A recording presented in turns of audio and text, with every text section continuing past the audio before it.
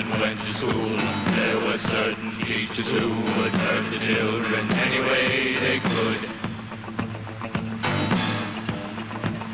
By pouring their derision on anything we did, exposing every weakness, our every hit by the kids.